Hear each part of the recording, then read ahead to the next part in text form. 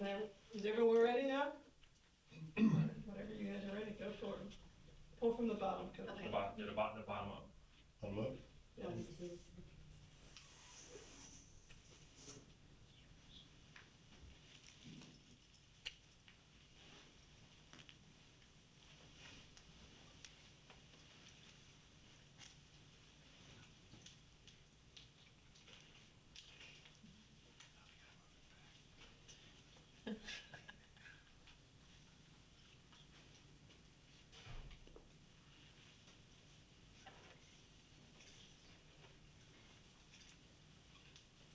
Good.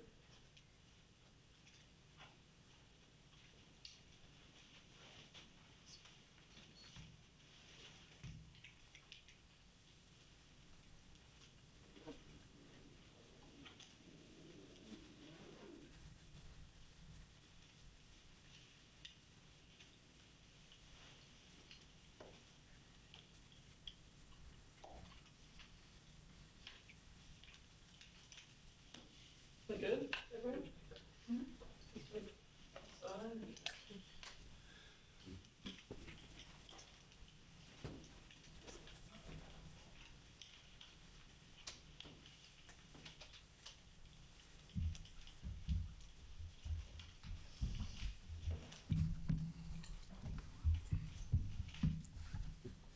I think Twenty mentioned he had a statement. Yeah, I keep it short and brief this year.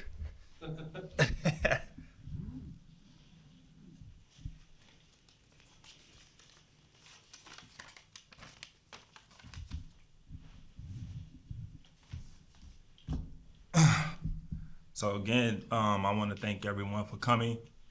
I would also like to start off by thanking TBT for choosing Lexington as a regional site for the second year in a row for the TBT tournament.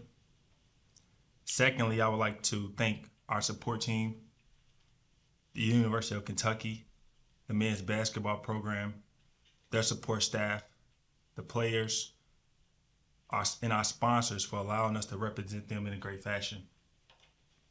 We are looking forward to getting the guys here and making another great run at the title.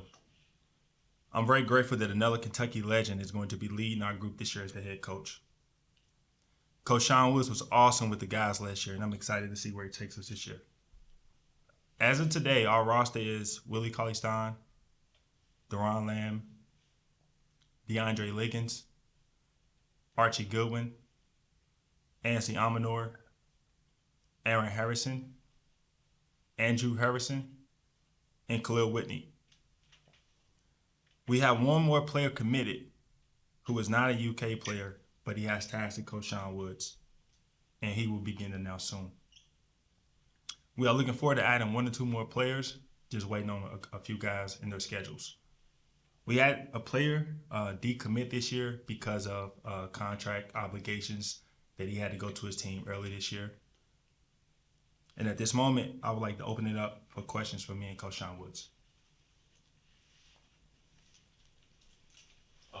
Sean, you obviously played an integral role on the coaching staff last season. Just what did you take away from that experience, and especially that made you want to come back for another run this summer?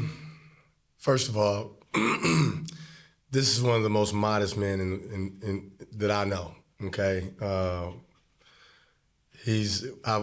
we've grown, and I've grown to appreciate and respect and fall in love with this guy. This guy here, I think a lot of, and what he's done and putting his time and effort into this TBT situation in La Familia is unparalleled to anything. I mean, I think he's missing his call, and I think he needs to be in the NBA and be a general manager, because he's handling pros right now, and everything last year went smooth when you didn't think it was going. I mean, when you thought it was going smooth, it wasn't, but it was on the surface. He's the best. And what brought me back was him, the way he does things. And another thing is, because of things are different now from different era, what I got out of it was I wanted to make sure that the former players that were planning this, no matter when you put that big blue on, there's a pride situation and an appreciation.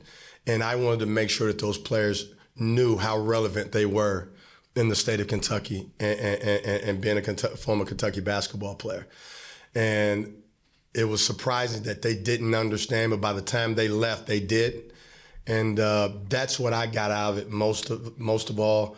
And also just being able to coach them and get to know them, because they were a lot younger than me. I didn't know these guys. And I had a great time just interacting, telling stories, my stories, listening to their stories. I told Patino's stories. They told Cal's stories. We compared notes and things like that. But this bond and this fraternity is second to none. And that's what was so refreshing to me. And then seeing and letting them see how relevant and how appreciated they are, because once those guys left, they were only here 8 months for the most part. Willie played more years here than any of them, him and the twins. But the other guys, they were here 8 months and they went on with their lives in the NBA, so they really didn't get the chance to appreciate what this is all about. And after it was all over, when we went to Philadelphia, they really understood what Kentucky basketball is all about and what they have been a part of and who they really are. And Twani will tell you, we had to come to Jesus meeting one night, and I told them very bluntly that I don't care where they played it in the NBA, they would never be more relevant than where they are here, and to appreciate it. And after it was all said and done, they kind of understood a little bit. And as you can see, if they didn't have contractual situations, the twins are back. Willie Cauley-Stein's back. You know, the other guys wanted to come back. They just had different obligations. And now we got some new guys that's in the same situation, but they saw how much fun we were having from afar, and now they wanted to be a part of it. There's some guys that still want to be a part of it, but Twani just can't get them because of contractual situation, because these guys still make their living playing professional basketball. But it's fun. I didn't think, reason why I didn't want to be the head coach last year is because I didn't know if I can coach pros, you know, from an attitude standpoint. And my mind, you know, coming off being a coach was so brittle that I didn't want to go into a confrontational situation dealing with older guys. And it was so different from what I thought that I had more fun than I thought I would. And I was just looking so forward to it this year. And when Twani called me back, you know, there was no way I can tell him no. And before the next question get asked, Coach, I just would like to say thank you. I'm a person that appreciates everything, and I don't take anything for granted. And when you were just saying those comments about me, you know, I just, in my head, was just looking back at a little boy that grew up in Louisville, that was always a Kentucky fan, that had a dream to play here. And I watched, you know, Derek Anderson and Rajon Rondo put that jersey on, and I always dreamed of being in that position. And when I got the opportunity, you know, I made the most of it, but I never imagined sitting here one day in a room full of people watching us and having a UK legend say that about me, man. So I want to say thank you, and I appreciate that. It means a lot to me. You deserve it, buddy. You deserve it. For either of you, knowing how close the team was last year to winning it all, and they probably might have won it all if it wasn't for a scheduling conflict that happened in the semifinals, how much more emphasis is there with the guys making sure that they go one step further this time around? So, of course, you know, last year, man, we had a tough ending to our run in TBT. Of course, like you just mentioned, we had a guy that couldn't make it due to some stuff he had going on in his personal life. And I think it was a huge letdown to the guys. I mean, but we still went out there and we fought. You know, he was the guy that, you know, that couldn't make it to Philadelphia last year, was like our glue guy. He was our engine. He was our light. He was our spirit. He was our energy. I mean, he was everything to our team. So it was a huge letdown for us. But you know, when me and Coach Woods just talked about the roster construction this year, we wanted to make sure that we put together 9 to 10 guys that all had that spirit. That so if something was to happen this year, which we don't foresee or plan on, because we let that be known early, that you cannot, for whatever reason, if you commit to us, you cannot back out. And we put that in our contracts with the guys as well. So we're not looking forward to something like that happening again. And I think this team and the energy around this team is going to be awesome. And I can't wait for the guys to get here. Sean, you and I were talking at the table and talking about the differences in this year's team compared to last year, and maybe some stylistic changes that will be a little bit more prevalent this season. What do you think? Well, with the different style of different personnel, different style of player, we'll be playing more faster. You know, last year we played kind of not a methodical, but we didn't have guards that really liked to push you. We had guys that were half-court guys that were really, really good and effective, but our defense was really, really good. I mean, we were holding teams that was, you know, the average score in TBT games was 90s, 100s, and we were holding teams to 70s.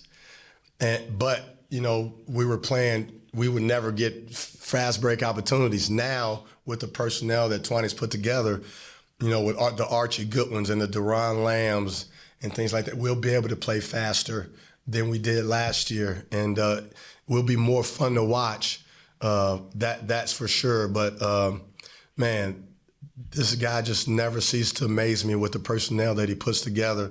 And now he's learned, and we all learn, you know, as you go, what we need to tell the guys to be expected. And he's got it now, and he's put a personnel roster together that suits who we are and what we're trying to do. And like you said before, you know, that one guy hurt. You know, I thought we had a great chance with my sweetheart over here, boy. She come in that locker room when we were playing bad at halftime. She come and said, "There's money on the line." But I think the personnel that we have now, their style of playing, the way they want to play, will be more up-tempo than it was last year. This is for either of you guys. Whenever you're putting a team together, or when you're coaching a team, you got to have that alpha, that dog. Have you figured out who that is yet? Yeah, that was one thing that you know, when we lost, you know, last year, I feel like Ohio State team kind of, I'm not gonna say they punked us because our guys played extremely hard. They were more physical, but they were more physical. And when I sat down, you know, after the season was over last year, I said to myself, I want 9 to 10 dogs. And I think we did that with this roster. And I think the guy that's, of course, you all are very familiar with him, and the role that I think he's going to play for us is DeAndre Liggins. He's going to back down from nobody. And also Archie Goodwin. You know, I just can't wait for those. And Deron Lamb. I mean, if you all remember, Deron Lamb led us in scoring in the national championship game, and he's from New York. He just got a killer personality, killer mentality. So those are three guys that stand out to me right away. Really put together a very super competitive roster that now this is the second year, and these guys knew what happened last year. You know, they want to come in and make sure that doesn't happen again. And Twanny kind of put it out there that, hey, if you're going to commit, because it's bigger than money. This was the pride of Kentucky got involved. And that Louisville situation, I'm telling you right now, I hadn't played a college basketball game since 1992. And I hadn't, and I've been a coach in college for 25 years. Besides winning a conference championship, getting an opportunity to go to the NCAA tournament, there was no rush that I have had since I've been a UK player than that UK U of L TBT game at Freedom Hall. I mean, it was unlike anything that I've gone through, and I think that's when it clicked that we had something from a pride standpoint, because it was nothing but pride from them and us. And as you see how it ended, very, very chippy, but that was just a competitive U of L UK situation. And it was nothing like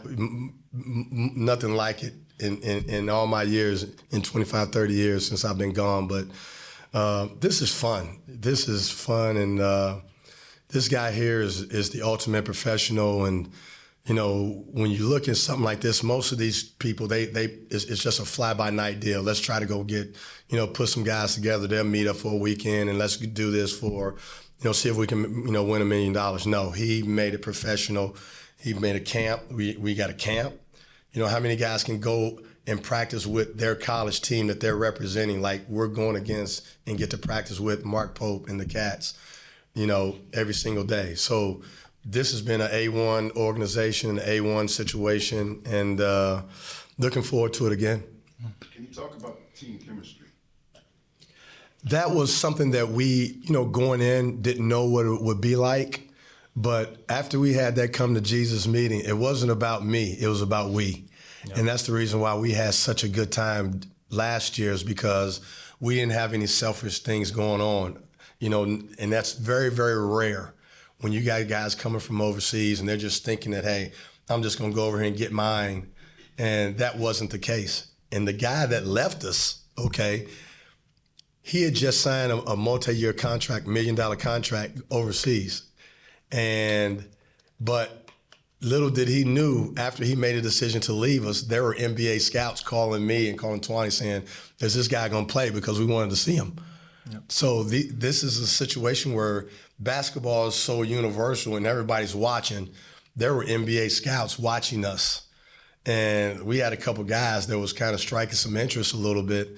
And one of them was one of the guys that left us. And but that's where it became. And I think once you put on that jersey, it's about us. You know, everybody that put on that jersey that we're bringing in has success here. You don't come to the University of Kentucky and play basketball unless you're somebody. And every time we put something together like this, we're bringing in somebody. But in order for us to be successful as a team, we all have to go back to how it was when we played here and play for one another. And that's what we've done, and that's the kind of atmosphere and culture that we've created in just a short amount of time. Yeah. Sean, you brought this up a little bit, but obviously last year we saw the TBT guys getting to practice and spend some time with the current Cats. Is that in the plans again this year? Yes. Yeah, I don't know if we could, publicly make any statements about it, but we're just trying to work through that behind the scenes. Last year, there was a home court advantage at Rupp Arena. When you see what you could do there, what you're going to do at Memorial, compare that to other teams and their home court advantage if they have one. How much greater was it in Lexington compared to, Richards Elite, whoever they are? I mean, it was huge. I mean, as you see, when we wasn't playing, that gym was kind of empty. And then when we ran out, man, it was just crazy. I mean, the first experience that I had watching, the guys run out, I think our first game, and it was amazing just to see, as we standing in the tunnel, and you see the fans starting to stand up because they were expecting us to run out, and the guys started to get jitterbugs again. It was like, man, it was an incredible feeling. So I know we're playing the games this year in Memorial Coliseum. I'm excited. I know there's, been a ton of new energy around that place. And just to have the fans be on top of you this year, I think it's going to be an exciting moment for us. Sean, congratulations on getting your voice back, number one. It's coming. You said coach college kids for a long time. Now you work with the high school kids by day. What kind of adjustments do you have to make as a coach, coaching these professionals? Well, it's easier, you know what I mean? Because all you have to do is tell them what you're trying to do, and they pick it up easy. They know, they're pros. So instead of having to go over things 100 times when you're dealing with kids, these guys, you just tell them what to do and how you want to do it, and they pick it up, much easier. And so it's less teaching and more direction from as far as what your philosophy is trying to be, more so than teaching every little thing with high school, and then also teaching everything more in college. So when you're dealing with pros, you're just dealing with schemes and looking at mismatches, and defensively you tell them exactly what you want them to do. And it's not that much, teaching involved, because these guys have seen everything. They play for millions of coaches by now. So every coach that they play for has different philosophies, different schemes. So that's something that they're used to. You were really active in the huddles last year with Tyler. Is that situation, I don't know if the word's easier, but you can give them more info in a short amount of time and they can absorb it? Well, with me and Tyler, we were great together, because I gave him and John Hood, I didn't give them, this is how it worked. They handled pretty much the offense, and with me, I was just trying to keep guys motivated from a defensive standpoint, because that's how we were winning. Offensively, you may run a good play, but the ball has to go in. And sometimes it may go in, sometimes it won't. But from a defensive standpoint, I was just making sure it was consistent that we posed our will on the other team, that we were for real about winning, more so than just thinking about offense, so on and so forth. So that was my role last year, and it's going to be the same this year.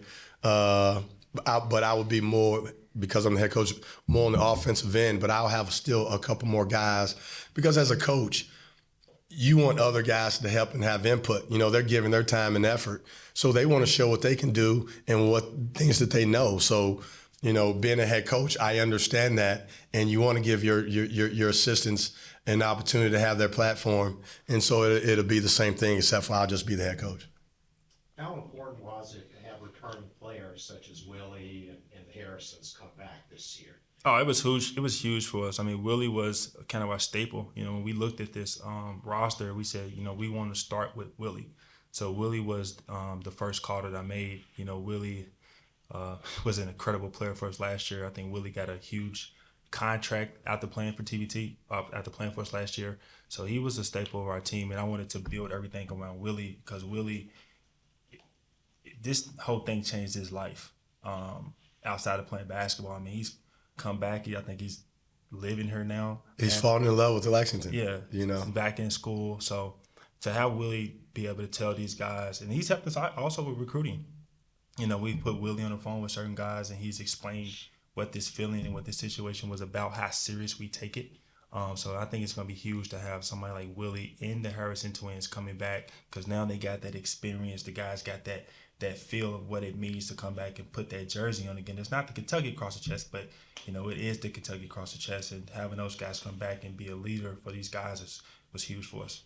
You were talking about the returners, but can you give us a little bit of a breakdown on some of the new guys, kind of their game and what we can expect? Somebody that I'm real high on coming back is Khalil Whitney. And I think some of y'all saw what he put on social media a couple of weeks ago, and it went viral. I was a huge fan of his when he came in Kentucky his freshman season. He was top 10 in the country, had a lot of potential, 6'7", long dog from Chicago. But for whatever reason, it didn't work out for him here, and he decided to leave midway through the season. You know, he and I stayed in communication. You know, he's played in the G League. He's kind of traveled and trying to find his way. And, you know, he's excited to come back. You know, he's a dog. He's another one of those guys that when Coach Woods, you know, implements him into what we're doing defensively, he's another guy that can switch. He's long, he's rangy. So he's another one I'm looking forward to being around.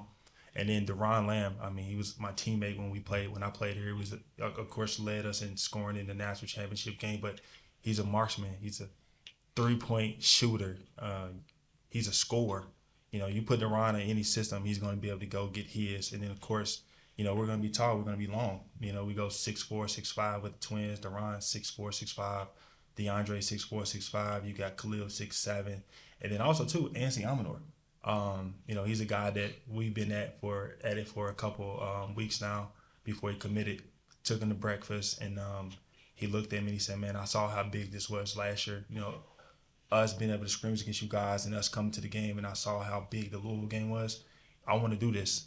So I was very thankful that he's decided to be the first Coach Pope player to kind of join the La Familia thing and what we have going on. So I'm excited about this roster. You guys talked about running up and down the court. With Ansley being so young, you guys expect him to run him in those tires? Yeah. You know, I think he shot with upper high 40s from three this past season. So we're going to need his shooting. And also, too, man, Archie Goodwin was arguably the second. You know, we had Kerem Cantor last year was the MVP of TBT, and Archie was arguably the second or third best player in TBT. So and he's 6'5", 6'6", long, rangy. So how Coach Sean Woods likes to play defense, switch on perimeter, have guys that are long, play the gaps, get it off the glass, get out and run. I think we're going to be a lot of fun to watch this year. Sean, we're all smiles right now, but we're going to hold you accountable. No, you don't. Don't do that. Don't you do that. How much scouting of these teams have you done up here? Do you know anything about I tell you what we did last year, and we don't want to give everything away, but we treated every game serious. Like we broke down film. We had film session. We had scouting report sessions. So we did it all. We did it just like we didn't just come in here and just play and roll the balls out. We treated this just like a normal situation. So it'll be the same as far as preparing for every team once we get started. So yeah, it's a lot of things go into this from a preparation standpoint, and that's a lot of reasons why we were so successful from a defensive and offensive standpoint, because we scouted these teams just like we do if we were coaching at Kentucky in the SEC or college or whatever. So we really look at this as a serious situation, and that was another thing that was big for those guys. They were so attentive scouting reports was very, very important to those guys because nobody wants to go out there and look bad. And those guys wanted to be prepared. So we wanted to make sure that they were prepared to be successful. And if they were successful individually, then as you saw, we became successful collectively. And you are in it to win it, right? Absolutely. Hey, we're not doing all this right here if we ain't in it to win it. Yeah, and I also want to share.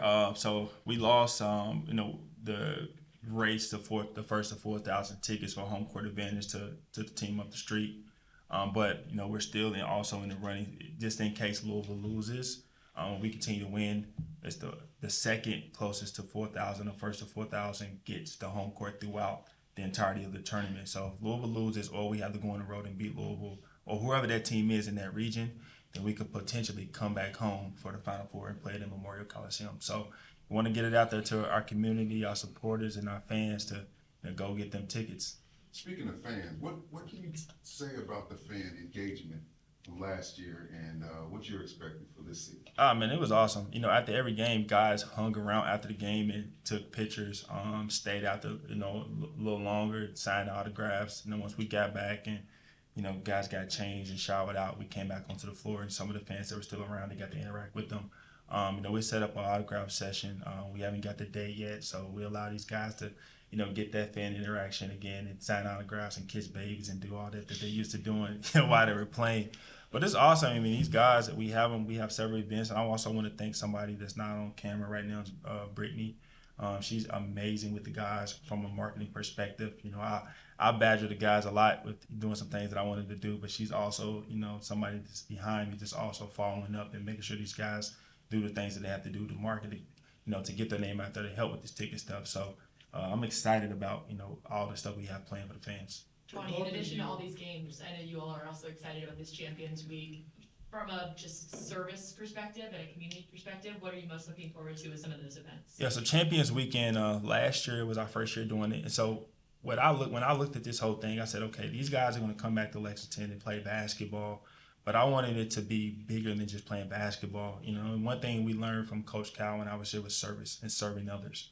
So I looked at this thing and I said, how can I, provide impact to our community, but also to get these guys and local business people all in one room, and how can we support the kids and the children?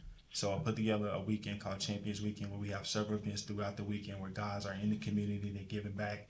And some of the events we have lined up is we have a service project where we last year we gave out 750 backpacks. Myers was one of our partners, and they donate the food. So these kids are getting backpacks right before school started, and they were loaded with food and different things. And we have a networking event Friday night.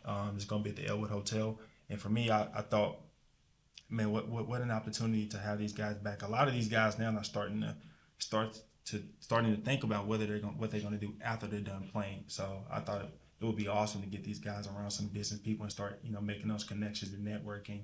And then Saturday morning, which is the 12th, we have a free basketball camp. Last year we had over 200 kids, and then everybody that was a part of the TBT team got to come and be camp counselors, and the camp was free, and it was awesome. And then Saturday night, we have a charity game, and some of the guys that aren't a part of TBT that are UK players are going to be playing. Like this year, we have Marcus T, somebody who was started for us in the national championship game, coming back. Dominique Hawkins, Julius Mays, Darius Miller's playing. And that's going to be at Takes Creek on the 12th at 6 p.m. And then Sunday morning we have a golf scramble. So I'm looking forward to all the events, and the guys that, of course, when I'm recruiting them, I start with that.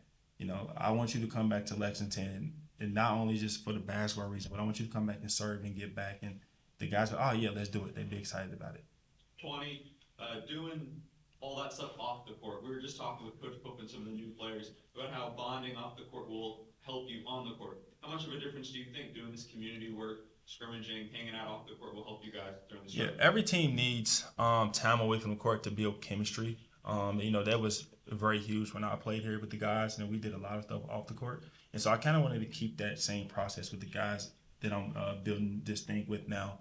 We had dinners last year. We were hung out a lot in the hotel. We did different things, and I think the community work is only going to bring the guys together. They hear a week before we play, so they get to get used to each other, to being around each other, and so I think it's only going to be a huge boost to the chemistry within our team. for both, they're either, Sean, you mentioned the Come to Jesus talk last year to make sure they knew it wasn't just about money, it's about competing. Because there's so much carryover on the personnel, do you anticipate that won't be as much of an issue this time? That they know going in, you can pick up where you left off last year? Well, now the beauty of any team is bringing guys back. Right. And because we do have Willie, who has such a strong personality, and then we had the Harrison twins, who has such a strong personality. Once they bought in, everybody else bought in, and the beauty of it is they're back. And now, what other players that are going to be playing this year that didn't play with us last year, they saw what this was, and they wanted to be a part of it, and they also talked. So it was kind of easier. 20 just, I think, had to navigate through their schedules. You know, a lot of these guys are still playing right now. So that's the biggest competition he has, because it would probably be easier bringing more guys back. But that's the hardest part. But the guys that we got are so looking forward to it because they saw it last year, but not only that, man, they get to be a Kentucky basketball player again. You know, and that's bigger than anything, is you get to be a Kentucky basketball player again.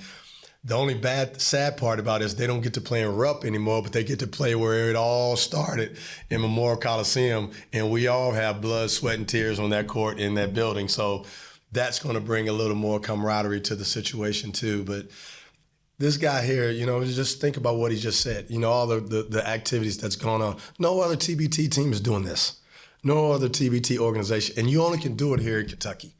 You know, Rock Oliver would always say the things that's going on in his life, you can only get this done at Kentucky, and that's true. And this young man has embraced everything about the University of Kentucky and bringing things back and giving it back to the community, because the more support you have, the more success you have, and that's the advantage that we have being former Kentucky basketball players, because we bring, you know, this doesn't happen. You guys don't come see us at Wichita with their team. You don't see this with Ohio State with their team. You know, this is Kentucky.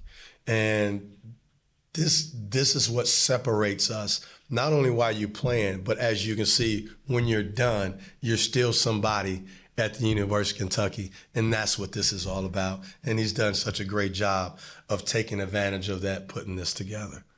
Ronnie, the more we hear about this, the more we realize how much of a commitment it is. Yes. And don't get me wrong, I believe you when you said the joy you get out of this and giving back and all that, but it's a heck of a lot of work. Why do you do it? I mean, it's a lot of work, man. A lot goes into this. You know, it's a full-time job, honestly. And for me this year, I think it's been the toughest. I have a 6-week-old baby, and so I'm not getting any sleep at all. Yeah, so when guys, you know, just recruiting guys and putting together all of this stuff, it has to come from somewhere other than money. It has to come from the passion, just the love I have for this university, and then the brotherhood, La Familia, and then everybody around this organization that helps me. You know, Deb and Swaki and everybody just a part of this that helps out, man. I'm just so appreciative and thankful, because I could not do this alone. I couldn't do it alone. Well, we appreciate it.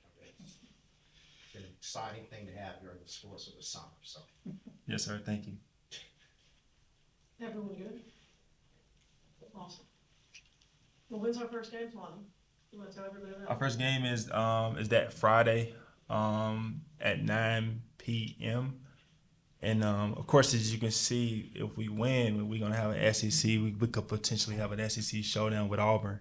Auburn was pretty good in the tournament last year. They're always strong, physical, and so that's another semi-rivalry that we could, you know, have in the second round. But of course, we both have to take care of business in our first round game. So definitely looking forward to that. And then at the bottom of the bracket, Ivy Line is a team that Archie played for last year. They were in the Final Four last year. So, you know, we don't have a cakewalk. It's going to be tough. It's going to be competitive, but as a staff and as a coaching staff, we're going to do our job and due diligence to make sure that these guys are in the best position and that they're well prepared going into each and every game. And he hasn't mentioned, but last year we led all TBT in television ratings and actually shattered the record as far as TV ratings too. So what he put together in a short amount of time in a TBT situation to make it become must-see TV was miraculous, and I'm sure we're all looking forward to that again. Thanks, everyone. We'll be in touch with additional details. I think all these guys are gonna be available again that week, like we did a year ago. And, so we're looking forward to having them back in around and getting them back in front of you all too.